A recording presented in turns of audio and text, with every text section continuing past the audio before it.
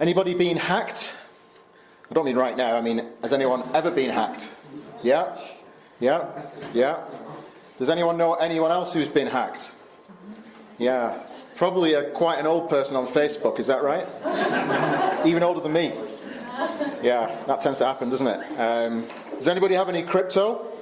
Anyone have a crypto wallet? Yeah, I do. Thankfully, although the investment hasn't gone so well so far, don't tell my wife that, it hasn't been hacked yet. That's one of the great fears if you own cryptocurrency, that your wallet that you hold your coins in gets hacked and they get taken away. And that's obviously quite a bit more serious than someone hacking into your Facebook profile or Instagram. But hacking's a big thing, isn't it? And some people make a living out of it, of course, these days. And in the olden days, you used to go through your garbage and find your name and address on a bill and then use that to clone your identity. That's old news now. You just go online and find the information. And people make a lot of money out of it. You might have heard of a website called WikiLeaks. And this is a website that hackers use to dump information on to reveal what people are doing. And one of these things was called the Panama Papers. Now, Panama is a country in Central America, and the rules are very different. The legal rules are different there to here. And you can do lots of dodgy dealings and avoid paying tax if you do the stuff in Panama and file it in Panama, and they keep it all secret and no one's any the wiser. Until someone's able to hack the files and put them all on the internet for journalists to look at and see what members of the royal family and politicians have done that they wished had been kept secret. That must have been pretty embarrassing and pretty costly, because some people had to pay a lot more tax when they found out what they tried to do. It's one thing to have some of your dodgy business dealings put online, but just imagine if you found out one day that your life was being recorded and there was all these cameras that caught your every movement. Wherever you went shopping, you went to the movies, you went to the baseball game, you went to school, and there's somebody there recording what you've done, and at the end of the day they can put it all back and make a video of what you've done that day. That would be pretty shocking. You'd feel like your privacy was being invaded a bit, wouldn't you? And you'd think that was probably a breach of privacy and a crime. What about if somebody could actually look inside your brain? And when we say our brain, we know that when the Bible talks about our hearts, it's talking about us and the way we think and respond, our emotions and our thoughts and our intelligence. What if somebody could look inside your brain and know what you were saying, what you were thinking? That would be pretty embarrassing and frightening and scary, because we all think things that are best not public. And we wouldn't want to be in the public domain. And thankfully, it's not. But just imagine if your very thoughts were open to everybody. If you knew that was happening, perhaps you would be a bit more careful about what you think. This week, we're going to look at a book of the Bible which contains a major hacking incident. And you might not know that it's in the book of Revelation because it doesn't get much airtime compared to the rest of the book. The book of Revelation is the last book in the New Testament, and it was written, or at least transcribed, by the Apostle John, one of Jesus' 12 disciples. And we think that John was actually probably one of the youngest, if not the youngest, of the 12 disciples. One of the clues to that is, at Easter, John was able to beat Peter to the tomb. He was obviously fitter. We think he might have been younger. And he maybe have been 24, 25, when Jesus called him from the fisherman's nets to follow him for 3 years. By the time we get to the book of Revelation, it's AD 95 or AD 96. John is nearly 90. He's probably the last disciple, or the last of the apostles that's still alive. Most of the rest of them have been killed. He has survived, and Jesus has one more task for him to do, and that's to write down the book of Revelation. And he did so on an island in just off the coast of Greece called Patmos. You can go there today. It's a tourist destination. I think there might be a cruise ship that stops there. And it's very pleasant, but back in AD 96 there was no Wi-Fi, there was no Netflix, there was a bit like camp really. There were no boats and leisure cruises, that kind of stuff. But there was one thing that John had to occupy his time. He was sent there by the Roman authorities to kind of get rid of him. And Jesus had him write this book of Revelation, which we have today, and we can read 2,000 years later. Jesus says to John, and it's recorded in the early part of the book, he says, "Write what you see in a book and send it to the 7 churches, to Ephesus, and to Smyrna, and to Pergamum, and to Thyatira, and to Sardis, and to Philadelphia, and to Laodicea." Now that's not Philadelphia in the States. That's Philadelphia in what's modern day Turkey. When we look and think about the book of Revelation, most of the publicity goes to the last 18 chapters or so, which is full of what's called the apocalypse. All the terrible things, the judgments are going to come on this world. Those that believe in the Lord Jesus will be taken at the rapture, of course. 1 Thessalonians 4 tells us that. But for those who are left behind, they will have to undergo some terrible things. The world will be judged. It's all in God's plan, and he has a bright future, and there'll be a millennial reign of Christ on the earth for 1,000 years, and a new heaven and a new earth, and everything's going to be made new. It's going to be fantastic. But we love to look at the last 18 chapters and maybe overlook the first 3 chapters, which are also written to the church. And they would have got a major shock when they read the last 18 chapters of the book about what was going to happen. And we get a shock when we read about it today. But there was probably an even bigger shock for them when they read the first 3 chapters. Because chapters 2 and 3 were letters that Jesus wrote specifically for each of those churches.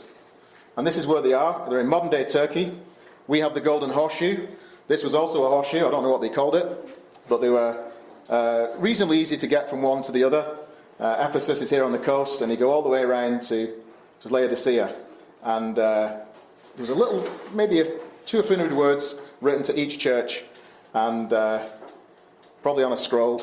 And what's interesting about this is that all the churches got all the letters, which was kind of interesting when you see what the content of them was.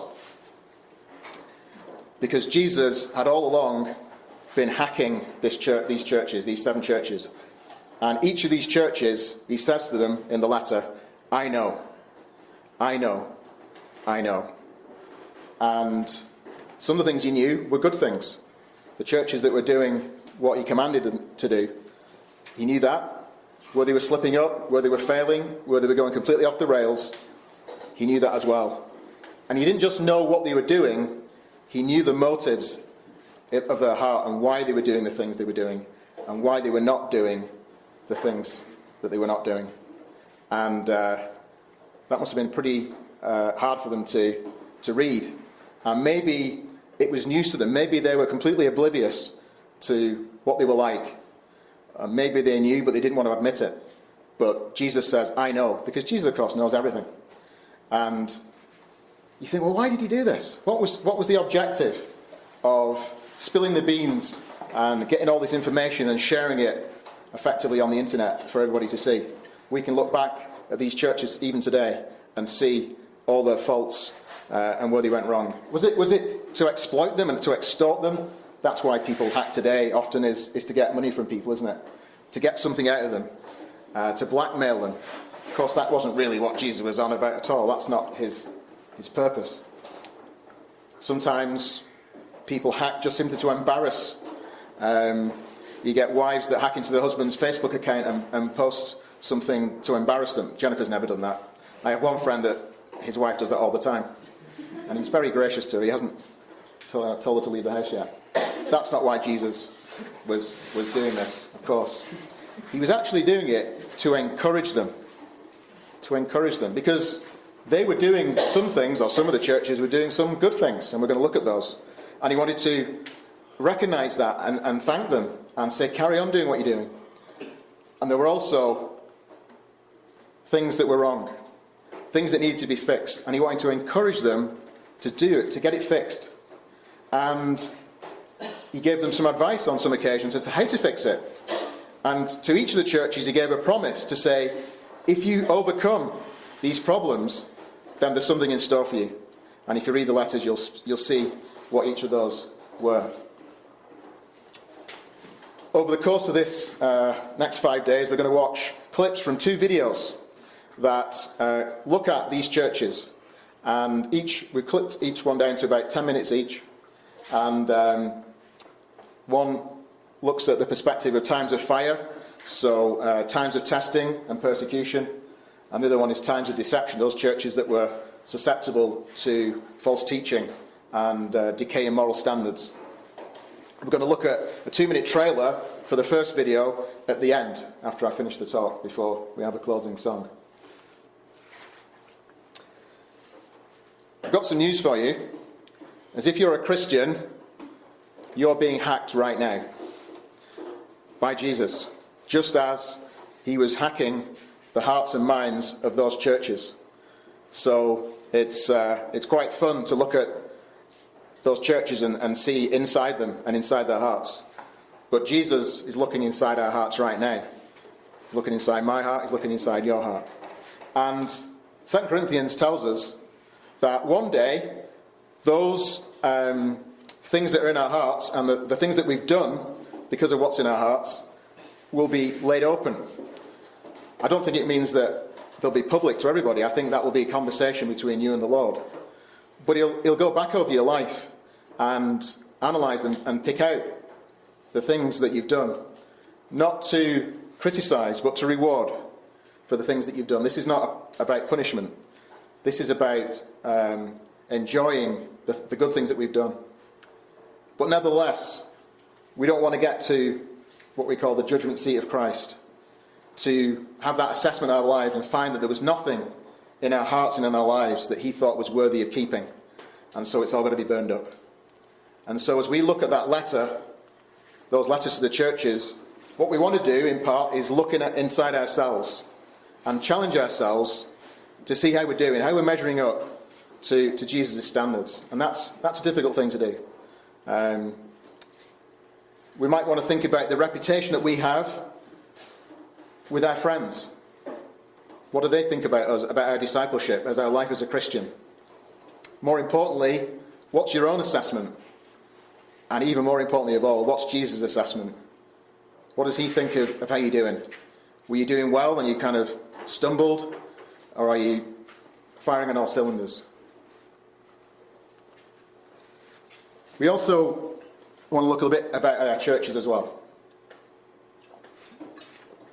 And I'm thinking here primarily of Churches of God. Many of us are members of Churches of God. I'm from the Church of God in Hamilton. We've got people from the Church of God in Brantford here, from in the UK, from Birmingham and Hayes. And who else have we got here? Toronto, of course, yeah. So we've got plenty of them. I recognise that not everybody here is in a Church of God. We hope that one day you will be. But for those of us in Churches of God, and even your own church that you go to, we have to challenge ourselves and give an honest assessment of how our church is doing. Is it firing on all cylinders, or is it failing? And we have to recognise that we are part of the church, so we are part of the problem or the solution. And so we want to look at that and say, what's the reputation of our church? What does Jesus think about our church? And what can we do to rectify anything that we can identify as falling short? So what we're going to do is take the 7 churches over the 5 days, and in each day ask the same question, what is in your heart, in reference to one of the churches, and it'll match the problem, generally speaking, that the church had. And the first one tomorrow is the Church of God in Ephesus, and they had a problem about losing their first love for Jesus. And so we're going to look about whether we have love for Jesus in our hearts. And that's really where it all starts. And I'm glad that we're going to do Ephesus on Monday. Tuesday we're going to look at the Church of God in Smyrna. And they were a church that was going to undergo a lot of persecution and testing. And so in the morning we're going to explore testing and persecution, tough times as a Christian, tough times as a church. And then in the evening, we're going to look at love for others, how we love each other in tough times and good times too. Wednesday, we're going to look at 2 churches because they kind of had the same issues, Pergamum and Thyatira. And the question is, what is in your heart? Is it love for the Word, for the Bible, or is it love for the world? And these two churches had challenges with false teachers who were leading them astray from God's Word, but also leading them into things to do things that they shouldn't have been doing. And that is a big threat to us today as Christians. Then Thursday, again, two more churches, probably the worst of the lot. Sardis and Laodicea. One was described by Jesus as being dead. The other one was described as lukewarm. And we all know what lukewarm water is like. It's not very nice. And we want to spit it out. And so that forces us to ask the question, what's in my heart? Is the life of the Lord in my heart, or is it just dead? Am I just going through the motions? And if that's the case, how do I get that going again? And then Friday, I'm kind of cheating here because I'm bringing in an eighth church, Thessalonica. We're going to take a quick look at Philadelphia and then move on to Thessalonica. Both these churches are kind of model churches of God. Doesn't mean they were perfect, but there's lots of really good things that we can take from these churches and apply to our own selves as individuals and also to our churches. So, how are we going to run it? In the morning session, we're going to have a praise time, and then, as I said, an introductory video, and then we're going to go straight into breakout groups in the dining hall. There'll be 4 groups of 11 or 12-ish, and basically the dining hall tables are the only ones big enough to accommodate that size. And there'll be a study booklet provided tomorrow. Each of you will get one. And it has a list of questions for each day relating to that church and that topic. And also, I've been very good to you. I've provided lots of scriptures, so you've got the answers there. And all you need to do is dig into those answers and explore them a little bit more. And then in the evening, we'll have a praise time again like we've done now. There'll be an intro video on 2 nights, Wednesday and Friday, because we've got 7 videos to cover in 5 days. And then there'll be a challenging talk from me, which will hopefully tie things together. So, with that said, we're going to see if the technology works. And we're going to watch this little video just to give us a flavour of what's in store.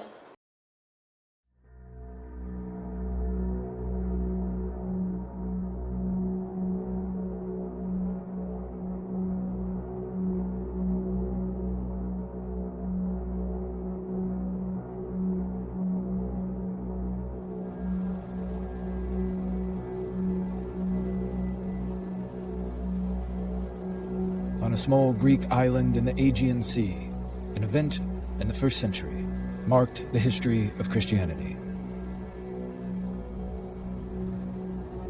The Apostle John was sent into exile on the island of Patmos several decades after the resurrection of Jesus Christ. The Apostle had a unique experience that would change him forever. Deep in a cave, he received a vision of the resurrected Christ, who revealed himself and gave John a message to transcribe in the famous book of Revelation. The visions and prophecies contained in this book reveal an all-out spiritual war that unleashes the forces of evil against believers in the end times. The text begins with a series of letters to 7 churches in the 1st century's Asia Minor. What was the significance of these messages? And were they ready to hear them? Deeply intrigued by this revelation, I decided to investigate these mysterious churches of Revelation. What do they represent? From the 1st centuries, this revelation became a source of new hope for Christians who were marginalized and oppressed by the Roman imperial power. During my trip, I will travel to the island of Patmos in the Aegean Sea. Then I will continue to Turkey, the land of the churches of the Revelation, to the ancient Roman cities of Ephesus, Smyrna, and Pergamon. What was it like for the first Christians living in these cities? How far were they willing to go to follow Christ? I will seek to understand the relevance of these letters to them and to us today. Can this message still impact the lives of millions of believers? What encouragement does it have for those who are willing to go through times of fire?